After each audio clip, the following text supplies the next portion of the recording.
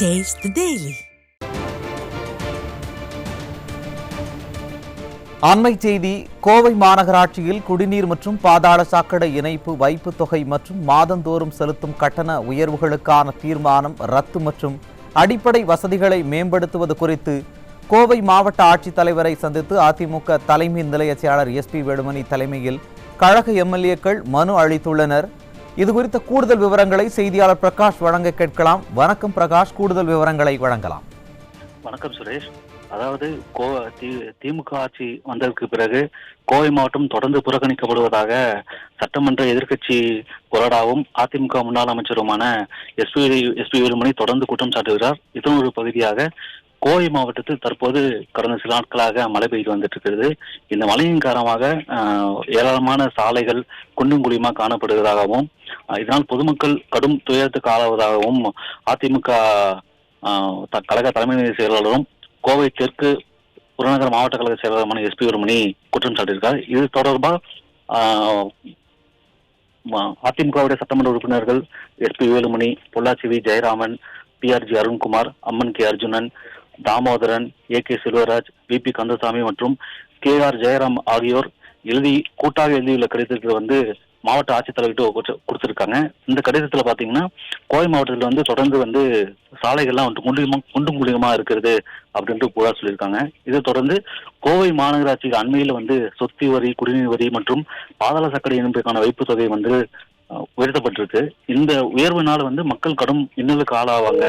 எனவே இந்த வரி குறைக்கிறதுக்கு அரசு நடவடிக்கை எடுக்கணும் அப்படின்னு சொல்லிட்டு அந்த கடிதத்தில் அதிமுக தலைமை செயலாளர் SP வேலுமணி குறிப்பிட்டிருக்காரு. இதே போல ஒரே வளாகத்தில் பல வீடுகள் உள்ள குடியிருப்புகளுக்கு குடிநீர் இணைப்பு கட்டணம் உயர்த்தப்பட்டிருக்கிறதாகவும் அதிமுக தலைமை செயலாளர் SP வேலுமணி எழுதிய கடிதத்தில் குறிப்பிடப்பட்டிருக்கு.